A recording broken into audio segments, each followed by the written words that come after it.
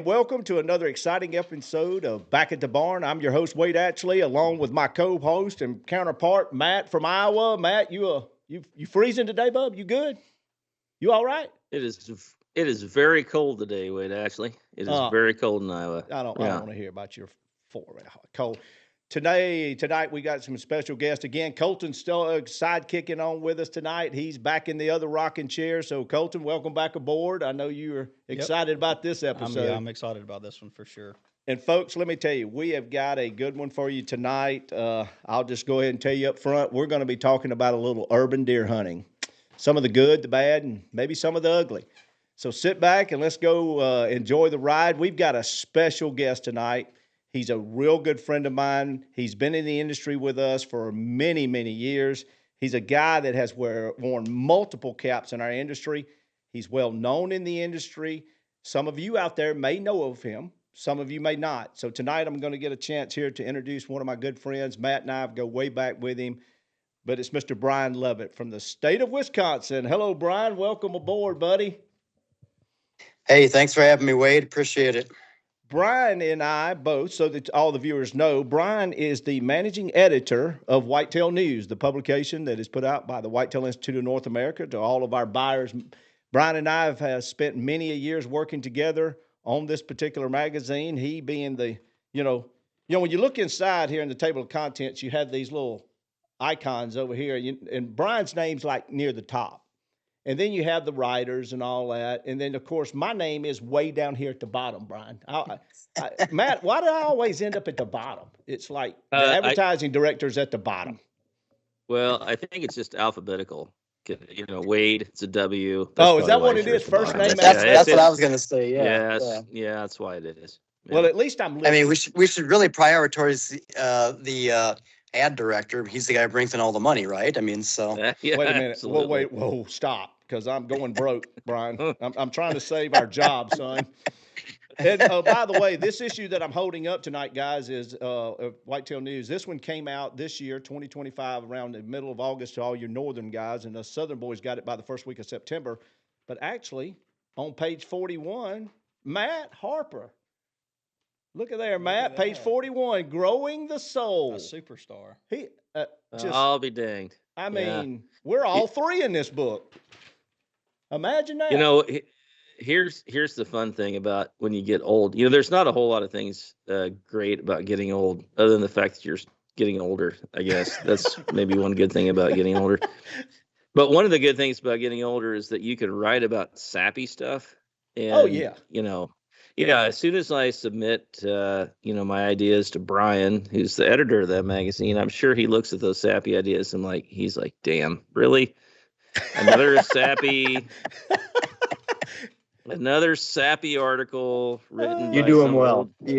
some old guy but hey, when you're old and you got a little bit of gray up here, then you can actually write about that kind of stuff. It's about wisdom. I mean, it truly is about wisdom. And one more thing about Brian Lovett, because he's not going to toot his own horn, guys. This guy, don't let him fool you. He is one heck of a hunter. He might be one of the best turkey hunters in our industry, and you're not going to hear, because he's not the Hollywood hunter. That's not who Brian is. But Brian Lovett is a renowned turkey hunter as well. He loves to deer hunt. Don't let him fool you. But Brian is also an award-winning author. This is one of his books here, Hunting Tough Turkeys by Brian Lovett. I was fortunate enough that he felt kind enough to give me this. And Brian, I to this day, this stays, Brian, on my shelf right here for everybody to enjoy when they come in the barn here. And I appreciate the book back several years ago, and it's a great read. So if you're looking for a great book on how to hunt tough turkeys, get this one by Brian Lovett. I promise you'll enjoy it. And Brian, man, I'm so excited to have you tonight, buddy. And I know this is a topic, and we won't be talking about turkeys. We'll do some of that in the spring, but I know tonight. That's all right. We got a few turkey stories to tell people too. That's all right. But we'll focus on whitetails tonight. Yeah, we'll focus on the whitetail side of it tonight and all. And like I said, and for you Gen guys, you young guys, of course, Colton's here to kind of jerk us back into the reality of what us old guys are not mentioning that you guys want to hear. So I say let's get started on this. Guys, it's a hot topic. It is one that again, comes with a lot of perception, whether it be good perceptional value or bad perceptional value, is urban hunting. It's kind of taking over the YouTube world, the Instagram worlds. It's one of those things that there's a lot of fine lines that. And before we get started, Colton, is there anything that we might have missed, or anybody chimed in off that last episode where we talked about corn that we need to maybe answer right quick before we get started? I think we covered most of the questions in the last episode. I haven't had a chance to go through the comments yet on the episode 2 and see. If we do that, we can spit some stuff out on episode 4 for if they have any more questions. Okay, good. So if you have any more questions on our last episode about corn and nutritional value of corn and the attractive side of it, et cetera, feel free to like and subscribe and jump on there and make sure you send us those questions and we'll definitely get to them. But for tonight, let's get into the topic, guys. Brian, I'm gonna hit you up with this, since you're way smarter than I am when it comes to this editorial content and the English language, et cetera. And I do mean that with all sincerity. Tell me a little bit about what is urban hunting. I mean, when we talk about urban hunting in our industry, what are we describing? Well, I think it kind of depends on the context. Basically, I look at urban hunting as a managed hunting program within a municipality, and that could be a suburb of a small city or village in Wisconsin, for example, or a hunting program outside of Metro Atlanta, which there's quite a bit of apparently. So, I mean, it varies in size and scope, obviously, but basically it's within a municipality where firearms discharge is not allowed. But they have a growing whitetail population, which has kind of become a problem for residents or even a safety concern for traffic. And they've opted to go with a managed bow hunting program to try to reduce the deer population there. Right. I think we've seen a lot of cities, villages, whatever, have hired sharpshooting teams, the guys that go out with the night vision stuff and snipe deer basically. And really, I think have had very limited success. And it's very expensive for the municipality as well. And I think a lot of places, depending on the political climate, really see urban bow hunting as a very viable solution to keeping these deer populations reduced. It's good for the herd. It's good for the residents. Certainly good for a safety concern around roads. And it's really popped up all around the country. I mean, there are quite a few urban bow hunting programs here in Wisconsin, quite a few out east and down south. I mean, it'd be impossible to kind of try to list them all. But it's kind of it almost kind of goes against what we think about as hunters, is going out, into the deep woods or, out in the country and hunting. Right. These folks are hunting around neighborhoods, near houses, in a very, as you said, urban suburban setting, but also able to harvest some really good deer. Yeah, that's too. Yeah, Brian, I'm gonna jump in here real quick because you said something that made me just triggered. So I mean, even though all the deer behind me, I actually shot within the 5 miles of the center of the city limit of Des Moines. No, you did. No, you didn't. Right out the gate. Or maybe not. Maybe not. Let's go. Maybe not. Maybe a little farther out than that. Right. So I do. Obviously, I live in a rural area. I, deer in my yard. Right now, the deer that are in my yard are scared to hell when I walk out the door. They take off running or whatever. And people ask me like, why don't you just shoot deer off your deck? That's the old joke. You could just shoot deer, walk out on your deck and shoot deer. Or I have a little timber that's literally 50 yards away from my house. And the reality of it is, during the rut, bucks are moving through that little timber. I mean, they are. I mean, I'll drive, 20 miles and go hunt at one of my other farms, and I'll come back. I'll pull in the driveway at dark, and there'll be a buck standing right in the middle of my driveway. And of course, my wife gives me a bunch of crap about that. They're like, "Oh, why'd you drive all the way over there? They're right here in the yard." Right. But there's something about putting a stand. Like I still don't have a stand there. Like, why putting a stand in my front yard to go kill a whitetail? There's just something there that makes me go, no, that's just not right. I mean, yeah. And is it? I mean, it, is it right or is it not right? I mean, I think we're going to dive into that tonight a little bit on these questions. Yeah, I really do. I think we need to dive into that, but I like the approach, Brian, from the legality side of it, and that it's legal, and that municipalities are asking for, because there's not really truly a better way. You can't go out and start poisoning them. I mean, let's just be honest. I mean, they can't do that. You want to talk about stirring up some mess. You start doing that. I mean. Right. I mean, these urban planners who basically laid the footwork for this development to go forward. I mean, progress, whatever, never took into account how adaptable an animal the whitetail is, I mean, not only are we encroaching into their quote unquote traditional range, but they're so adaptable. They have a place to bed, they have food, and they've become habituated to human presence. I mean, all of a sudden it's like they can thrive in a neighborhood. That's nothing to a whitetail. It checks all the boxes for them. They're fine. All of a sudden these populations grow without any check, without any predation. And that becomes a problem, especially when you have traffic through areas, or, your grandma's planting hostas out there, and all of a sudden your hostas are mowed down to nothing one night. Yeah. And, people love deer until all of a sudden their flower bed is wrecked, and then they don't love deer quite as much. Well, I can tell you this. There was a community outside of Montgomery in South Montgomery County, one of those big, elaborate, really nice HOA type communities went up. Of course, they built, 20-something miles out of the city, because these people in that income bracket wanted to get out of the city, live that more of a country lifestyle. Even though it's a big gated community, it's still a different form of lifestyle. Long story made short, they get out there and big, beautiful, and of course they got a few deer here and a few deer there. And just like you just said, next thing you know, they've spent tens of thousands of dollars on all of their, landscaping and flower beds and new trees they've planted and da-da-da-da.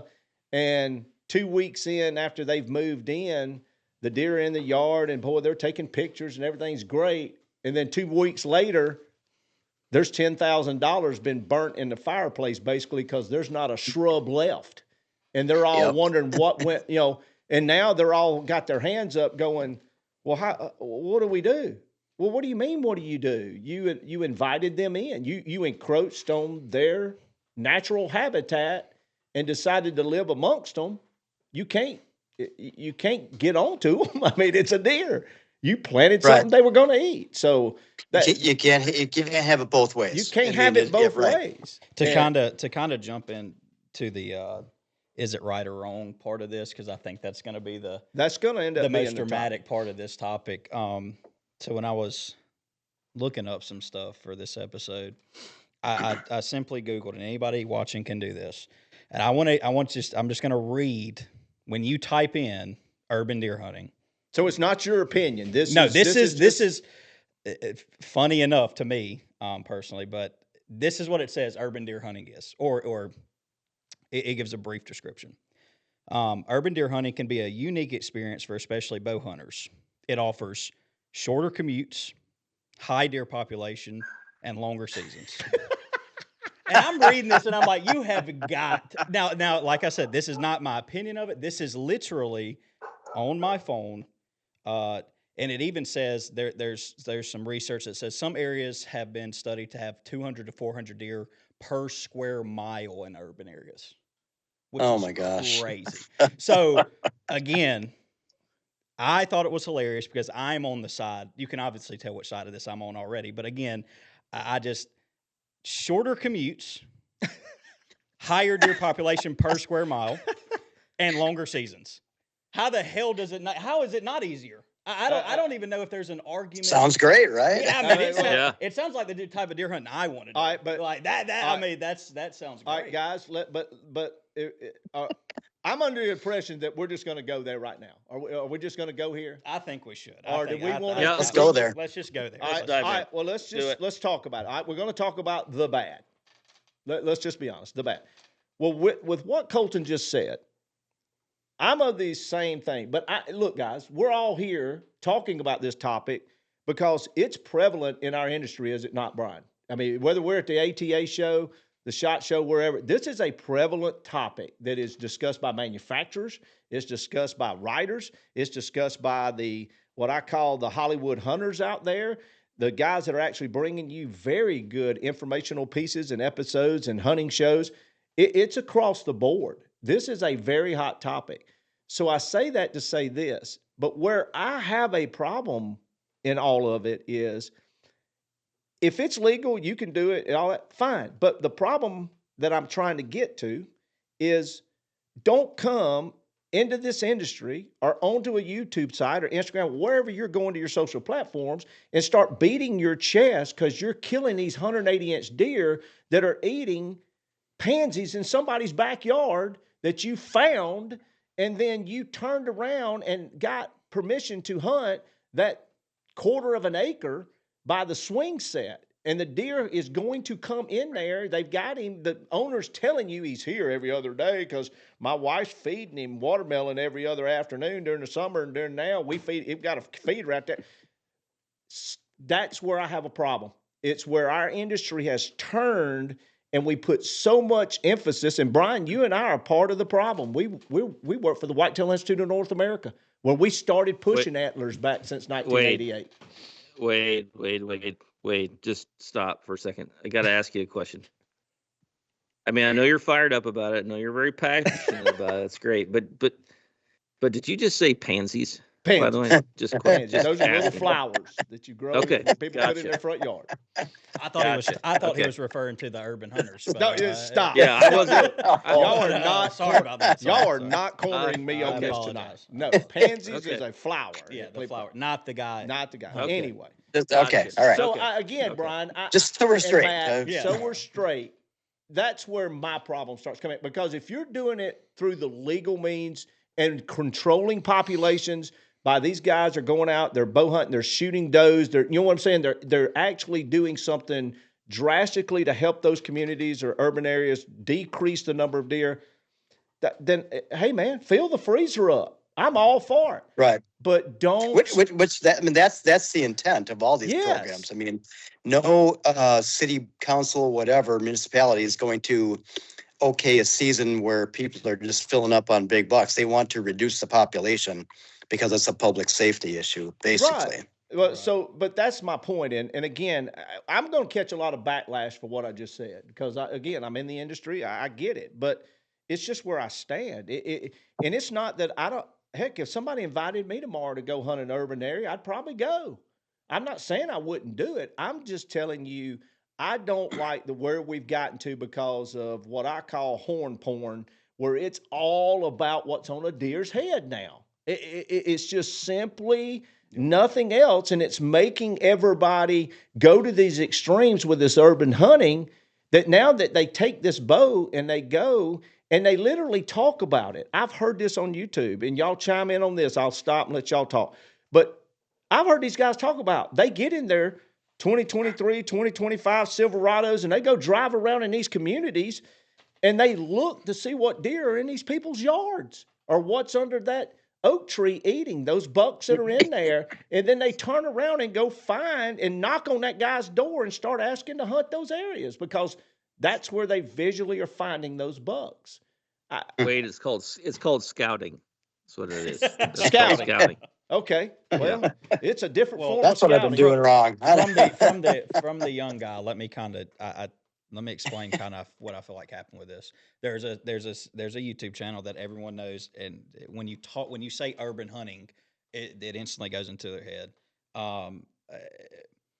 What happened with it is when I was it's probably been 5, 6, maybe 7 years now. Right when I was, in the middle of college, there was a YouTube channel that came out that kind of put this on the map, I should say. Of course, there were people hunting in neighborhoods already, but Seek One's the name of the YouTube channel. By the way, we like those guys. Yeah, I mean, right, they, yeah. you know, Seek One came out, no problem with and it.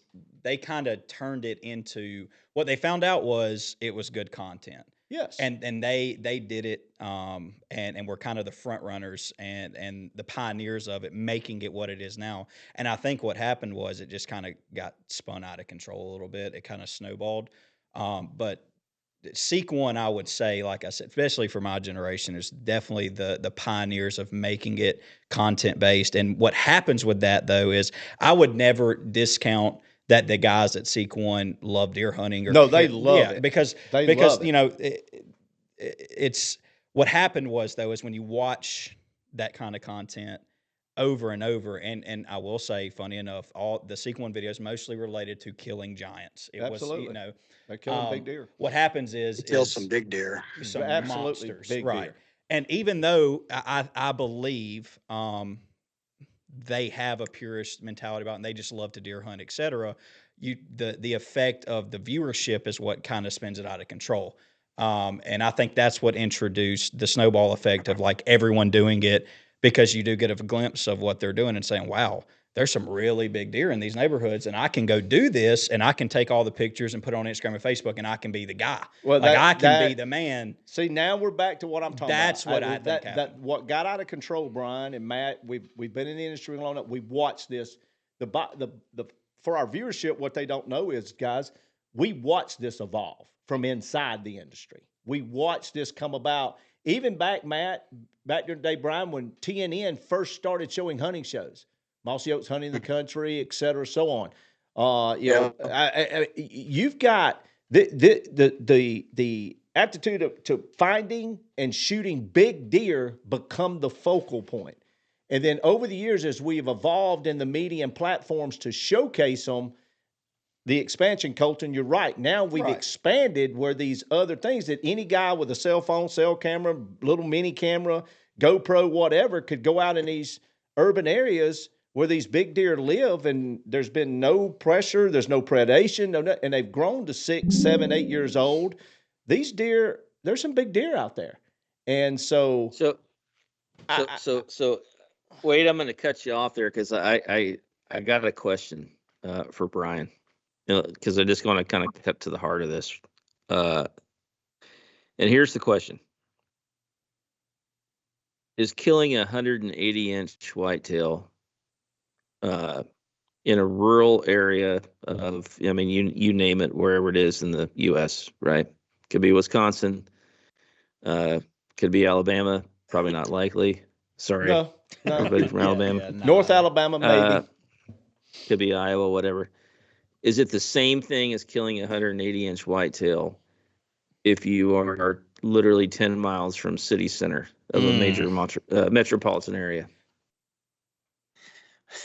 Well, actually, Matt, that's kind of what I was going to ask you. I mean, you have obviously shot way more whitetails than I have, and some incredible animals. I mean, so I mean, is a 180-inch deer in a suburban area comparable in, I hate to use this term, but like wildness or wariness to, you know, an animal you're hunting on your Iowa farms, or, I mean, certainly public ground anywhere in the U.S. I mean, it's kind of maybe difficult to, I guess, get a sense of degree on that, but what's your take on that? Yeah, I mean, I honestly think the only way to really be fair about that question is this, and that is, you know, so deer respond to threat.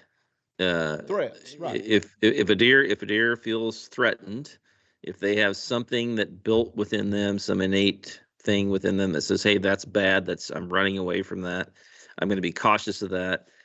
You know, then, you know, at what level or what degree of that happens between if you're in a, you know, more populated area versus a more rural area. And I think that, you know, therein lies the question of, you know, is it truly a wild animal or not a wild? Yes, it's absolutely a wild animal. I mean, it's not inside of a pen. That's right. Correct. It can go wherever it wants to. 100%. It's a wild animal. Now, did it grow up its whole life? Did Mrs. Parker walk out to walk her Shih Tzu, right? And this deer, Why that breed? This deer.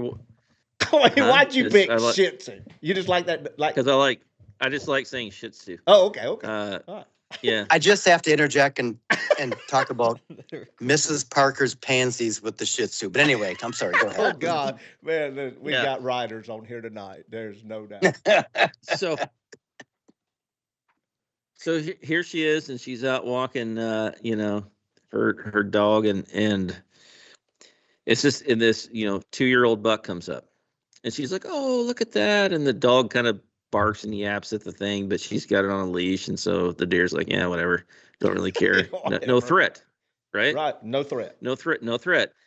Does she pull out a, 12 gauge Mossberg 500 and start blasting slugs at it like it would probably happen in Iowa in the rural area? No, she doesn't do that. She's like, "Oh, that's so cute," and tries to take a picture. Well, guess what? So that buck doesn't have any threat whatsoever to people. So they smell people. They smell people all the time, but nothing actually ever really ends up in anything that's like in a threatening position to them. Okay. And I think that is probably the big difference between, if you're hunting in areas that are more populated, those urban areas, if they've never been really, and you can call it hunting pressure if you'd like to. I mean, I would love to delve into this whole scent thing, and that is, quite frankly, if I walk out to a stand and I walk through a bunch of cow shit on the way out, I'm probably in a lot better shape than I am if I'm walking out and there's body odor, because there's more danger associated with human scent than there is cow shit, right? They live around it. So it's basically, what kind of response do I have based on what my senses are smelling or seeing or hearing or whatever. And if I'm not really all that scared about it because nothing bad's actually ever happened, then I'm not that worried about it. I'm not that scared about it. So I'm going to be more apt to walk out on the 7th, green at 3 o'clock in the afternoon when you're, you're putting for triple bogey. Awesome. If you're me, that's awesome.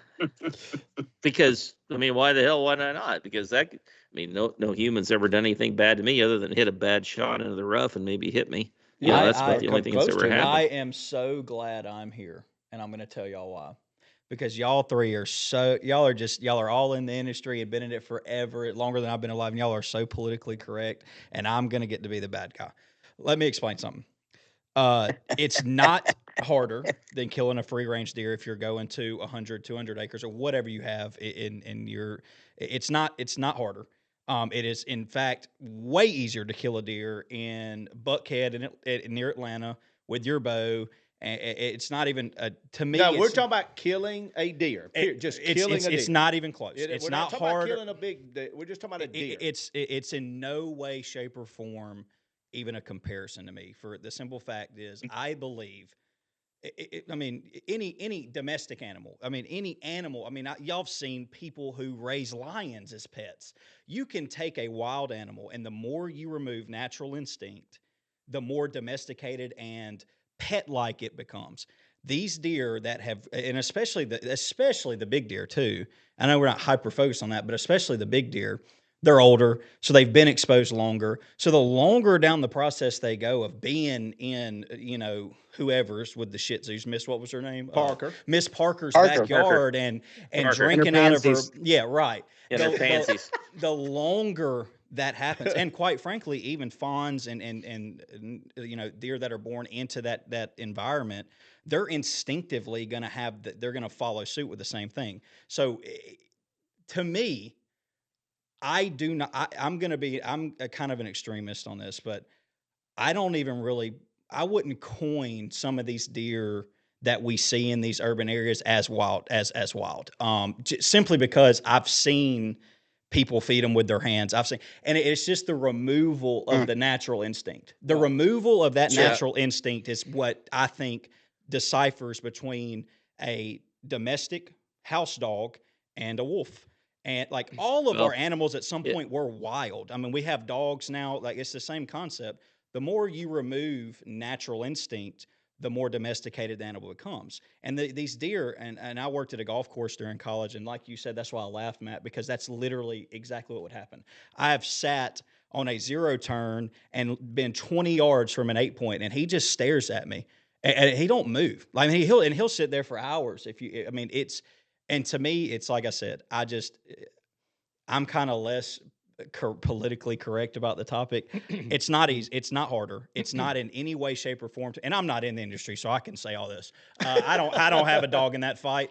To me, going out in Iowa, in Alabama, wherever you're hunting, whoever's watching this, wherever you're hunting, free range, especially public land, that's a totally different topic. But it's 10 times as sporty. It's the way it was done originally, and those animals actually stand a chance to me. And that's another thing that really bothers me is I think when you introduce a hunter into areas that have never been hunted, that's the part of it that bothers me too. Is you got to think a lot of these deer, because it's became so popular now, you're not only introducing pet deer in my mind, you're also introducing hunters into areas where these pet deer have also never been hunted. So it's a whole pool of problems to me.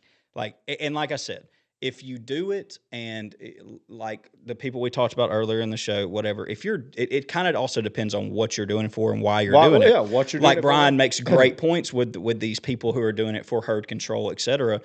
Absolutely great.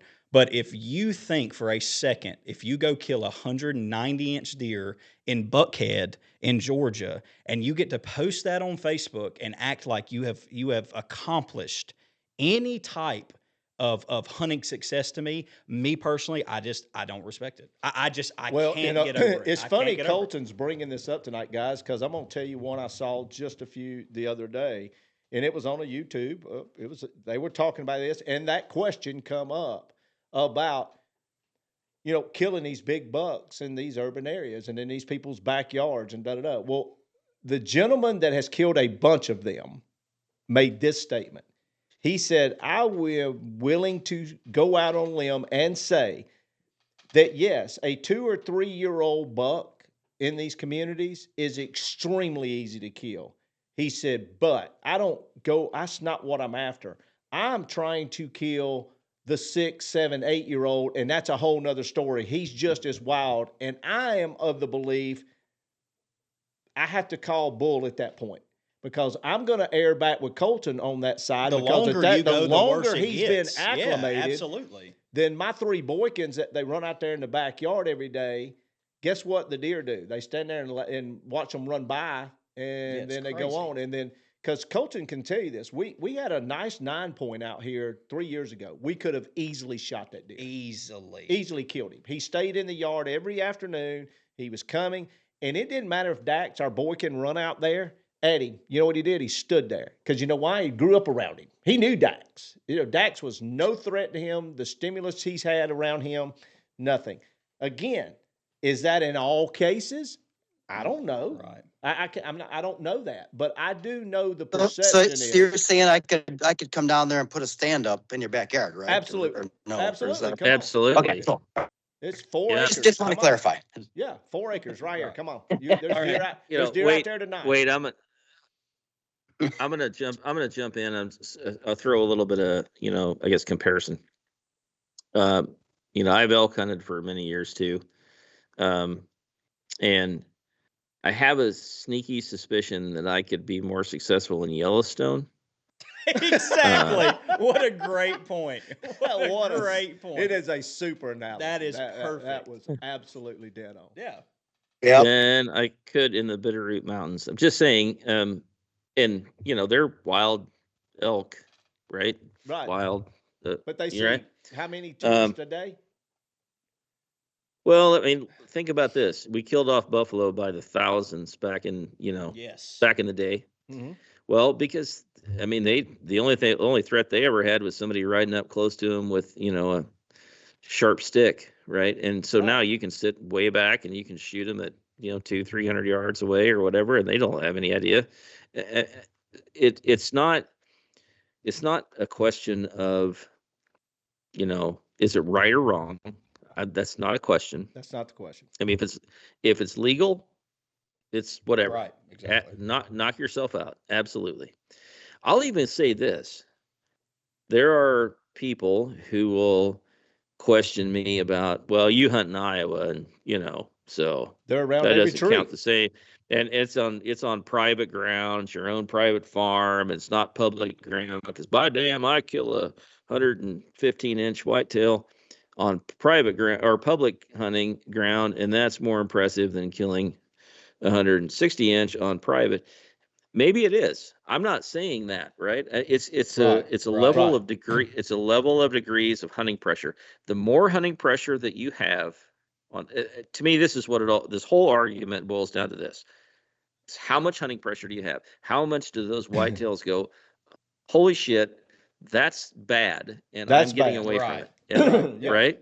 Right. And so public hunting, bunch of people hunting that area, they're getting shot at all the time, and so they're going to be really damn hard to hunt. And Brian, by the way, being the turkey guy that you are, it's the same way with freaking turkeys. Turkeys get really smart when but 100%. yeah. So to me, that's really what it boils down to. It's not a question of right or wrong. It's a question of is it a little bit easier to kill a bigger deer because they're not as pressured? Yeah, and every article you ever read is, hey, if you manage a property, you own a property, try not to pressure your whitetails, because it's easier to hunt them if you don't pressure your whitetails. It's that simple. Right. I'm gonna throw it over to Brian, because Brian's been sitting there very quietly. And he's been absorbing, going. Probably saying Harper is the biggest. I can't believe that he writes for the magazine that I'm an editor for, because holy, he's getting. No, I'm a pass. You can't quit. You're my best writer. No, so stop it. But you're exactly right. So I mean, with any animal, it's like consequential hunting pressure, right? I mean, you can take a whitetail's a whitetail, a turkey is a turkey. They have their environments they live in, but that predatory pressure you put on them makes them different creatures. With whitetails, it's probably how much do they appear in daylight? How comfortable are they coming out during daylight? A deer, for example, on a 1,000-acre managed place doesn't get hunted much. Is going to be much more comfortable about coming out in daylight than a 300-acre tract of heavily hunted private ground. Same with the turkey. I mean, for turkeys, you can look to the South as an example. I mean, we have great turkey hunting up north, but I mean, Alabama, South Carolina, I mean, they're both Eastern turkeys, but they ain't the same turkeys. And there's a reason, because those turkeys have been hunted for generations down there, and they ain't the same turkeys. Yeah. And I mean, so I'm sure it's true with elk and ducks and everything else, So, and I imagine to a great degree that's true with these urban whitetails. I mean, if they have not faced much consequential hunting pressure, sure, they're going to be, more eager to go out in daylight, much more, carefree in their approach, I guess. So, I mean, and I guess it boils down to me, I mean, whatever your sense of ethics, if it's legal, have at it. I mean, the programs are there for a reason. If you're cutting the population, that's a good thing. In terms of killing big bucks at those places, I guess that boils down to a personal code of ethics myself. Well, I mean, it comes down to exactly what you're saying. Yeah, I just want to throw one more example in, Wade, and I'll let you go with it. I have barn cats. Okay. Don't judge me, but I do. I have we barn all cats. do. We just let one out But tonight. they are absolutely barn cats, meaning that that's where they belong. That's where they stay. If they make it through the winter, great. If they don't, you weren't tough enough to make it through the winter.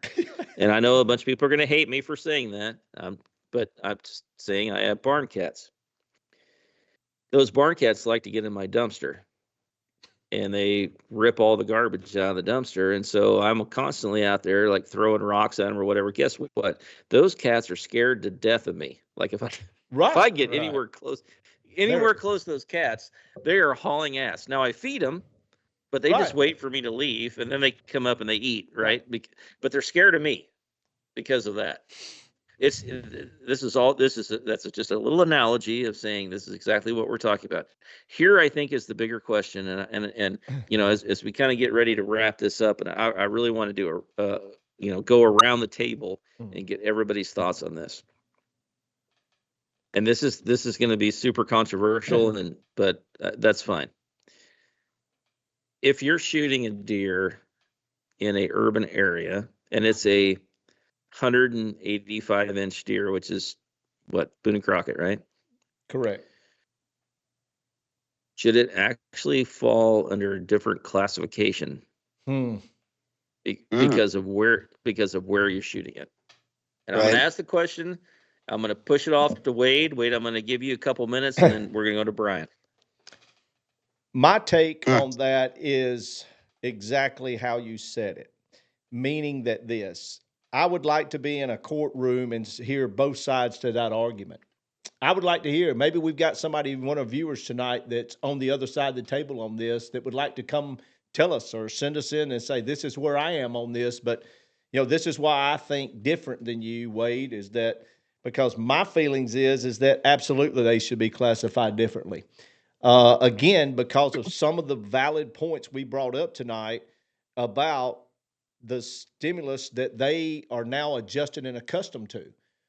It's just that simple. Human scent in an urban, rural setting like that, they are accustomed to that. They were born into it. They know that. It's not a fear and flight type deal when they smell it. Does that mean you can walk up and pet them in some cases? No. The deer in our backyard, Colton, we can't go out there and pet them. They'll let you walk within 20 yards of them. But you know what? Once you break their comfort zone, over the fence they go. And, now do they run completely off? No. We sit there and watch them. So I say that to say this. I would being in the industry, I would say that absolutely. If you are calling in a new, to add to the Pope and Young record book or to the Boone and Crockett record book, whatever it may be, one of the questions ought to be now, because we've entered into this world of hunting in these places that we now hunt, and it's becoming prevalent, is that, when you give that location to the county you killed him in, et cetera, one of the boxes needs to say, was it within, and we could come up with an industry standard. I don't know what it is, 5 miles, 4 miles, 10 miles, a radius of a big town. Maybe that's where we go with it. But I do believe there ought to be a way to classify that deer so that you don't get the misunderstanding that you killed him on a 110-acre block in the middle of Buffalo County, Wisconsin, and that's totally different. It's totally different. And I'm a firm believer in that. And one of the reasons is, the biggest deer I've ever killed in my life is a 169-inch deer. It was killed in South Pope County, Illinois. I killed it with my bow. And it was a free-ranging. They wasn't a house, barn hard, nothing within 6 miles of me. Open cornfields and timber draws is all it was. So, yeah, that deer was a total different human being as far as it relates to just being an analogy. He was wild. So, would I consider the 9-point I killed in my backyard 2 years ago the same deer? Absolutely, under no circumstances, because I could have easily shot that deer just because he was so humanized, with us. So that's where I stand. Yes, the answer is killing them legally, killing them the right way, killing them for population control, et cetera, so on, as Brian mentioned at the first of the podcast. Absolutely, I'm all for it. I love it. I want people hunting. But don't come poking your chest out to me when you're killing these big bucks and acting like you're one of the best hunters and people need to listen to you. And it's because you're hunting, homestead community that's got them, running around in everybody's backyard and you're killing them out of a playhouse. Don't do that to me. That's where I have a hard problem believing you. That's my take. Brian, what's your thought? Wade hit on a great point. You know, can you reclassify these deer? I mean, man, that would be like take an act of Congress. Yeah, it You would. know, I mean, you're absolutely right. I mean, is that deer different than a deer 50 miles down the road? Absolutely, 100%. But how do you quantify that? I mean, that's good Lord, we're never going to agree on that. You know, No, so absolutely. I say, so I'm with you that if it's legal and it falls within your standard of ethics, have at it. You know, as far as the poking your chest out point, I mean, people have been in the outdoor industry, as you know, have been poking their chest out for many years, and that's fine. I mean, that's human nature, right? I mean, you're proud of an accomplishment. You know, they don't mean any harm by it, but I guess it's a matter of degree. You know, I mean, if you're poking your chest out about killing a 150-inch whitetail in the Virginia mountains, I mean, that's pretty impressive. You know, if it's a deer that's been habituated to human presence, and you know, is that quite as impressive? Not really. I mean, so it's really, I don't know, a matter of context, I guess. It's kind of a tough situation. Um, you know, eh, in the meantime, is it going to stop, or is, you know, it's going to continue? And that's, you know, for the reasons you mentioned, it probably should go on for population control and, Absolutely. you know, hunting opportunity. That's great. But, you know, it's just going to be one of those points that's debated over and over, I guess, you know. Well, Brian, I think you're right. And Wade, I'm going to share just a couple of things, and then I'm going to pass it back to you to close this thing up. But Well, we also want to give Colton a yeah. shot at this for about a minute or so. Oh, Colton! Yeah. Holy yeah. cow! Don't for- I Colton's think we, been I think quiet. we went over here and know. went to sleep. I think we know my. I mean, I can give a smaller district, but I think we know where I stand. All right, go Colton. We want to No, hear. Give us 30 same- seconds. It's the same concept. It's all about what you're really trying to get out of it. I would love to see a reclassification of a deer killed within city limits or within certain regions. Surely, I think that would be actually. To be honest, I think that would actually more or less on the side of not removing the identity of that, but adding to it. I think it would actually be really cool to see a scoreable scaling system or a system for scaling, you know, giant bucks who do come out of inner city areas. I don't think it would necessarily approach it from the negative, like, oh, well, you're not going to be allowed to be in with the people who kill it on free range. I mean, No, that's not absolutely. terrible in my head, but No. also I do think it would actually be really cool to have a classification for inner city, you know, urban deer, just to kind of see.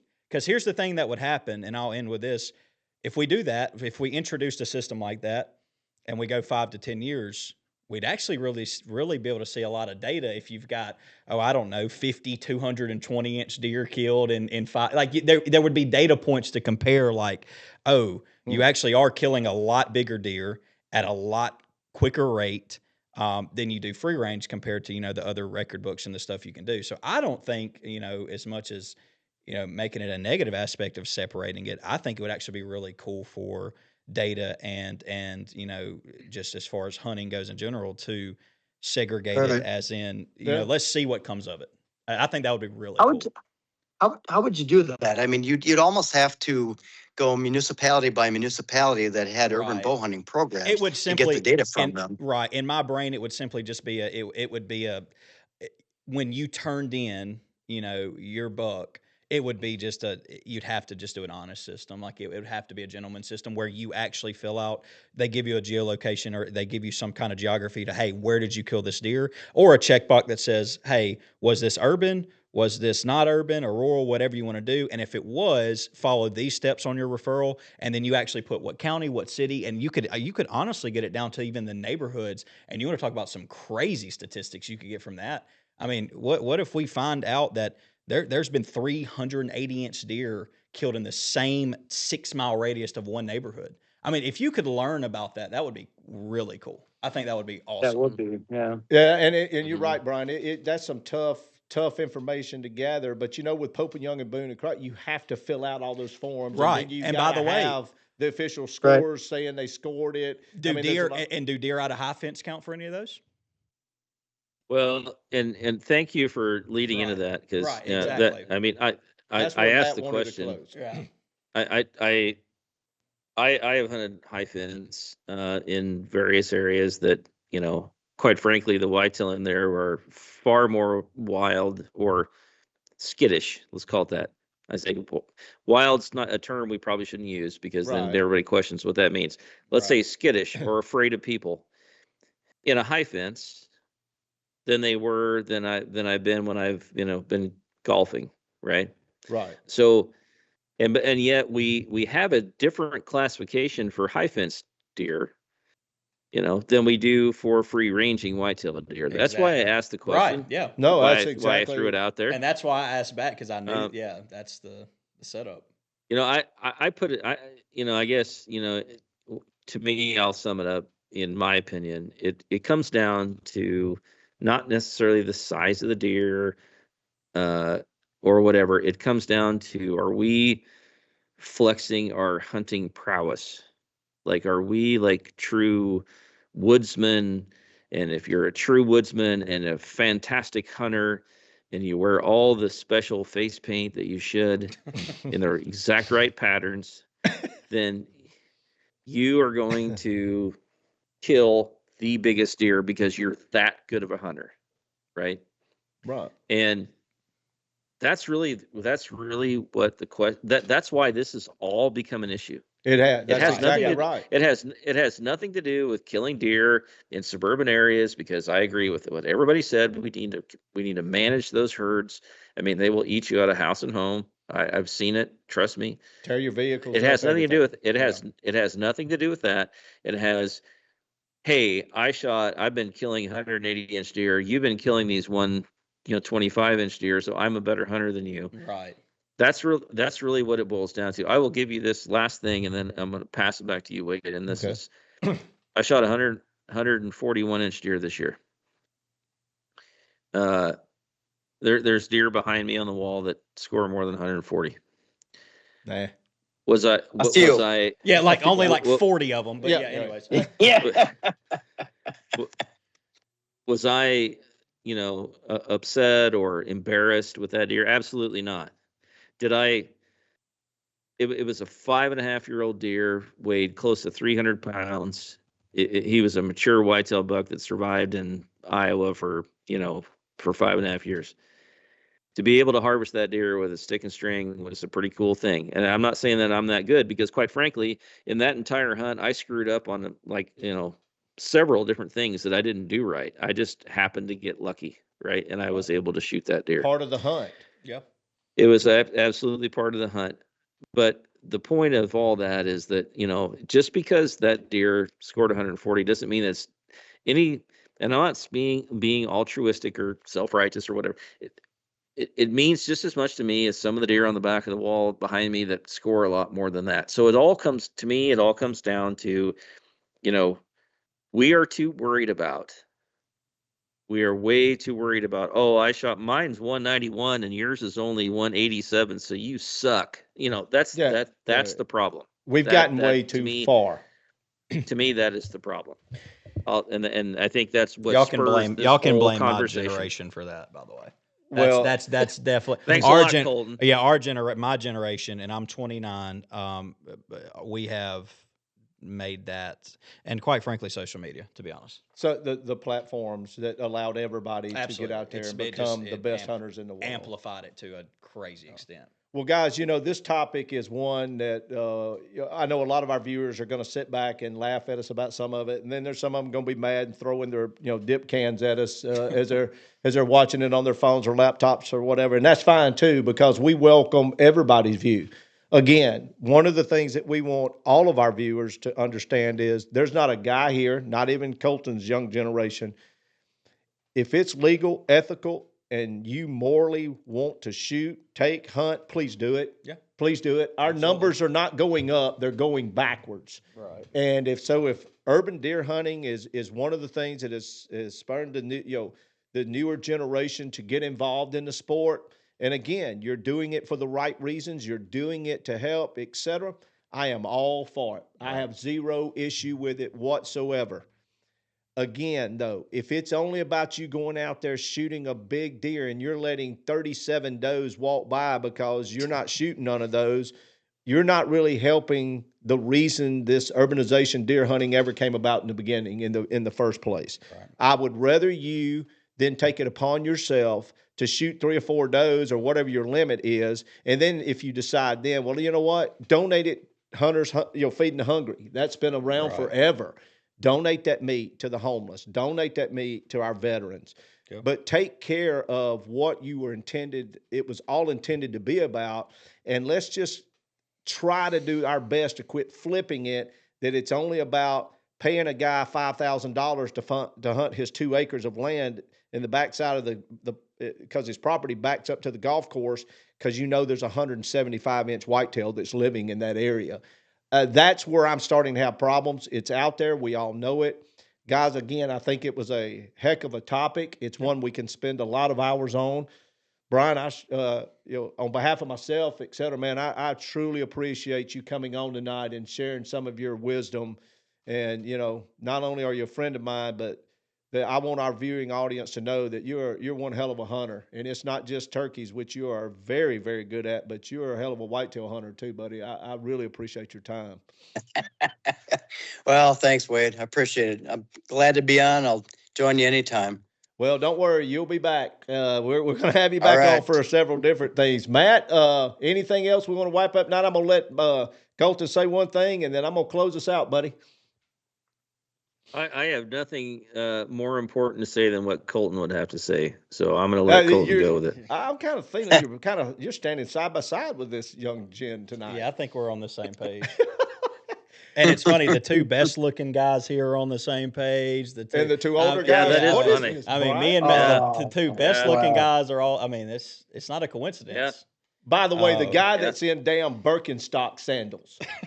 Are you freaking kidding me? He's talking about how good looking he is. No, for real. I would say, I mean, if anybody, please drown the comments with your guys' opinion on this. We will be picking some to read. I will tell you this as the kind of the background editor guy here. The more tech guy, the more interesting the comment, they will probably get picked. So don't be scared.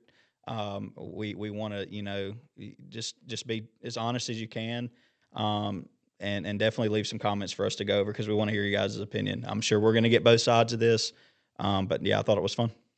Well, Matt, Brian, Colton, enjoyed it, buddy. Hope you guys have a great week. And as to all of our viewers, we'll see all of you next week back at the barn for another exciting and fun episode.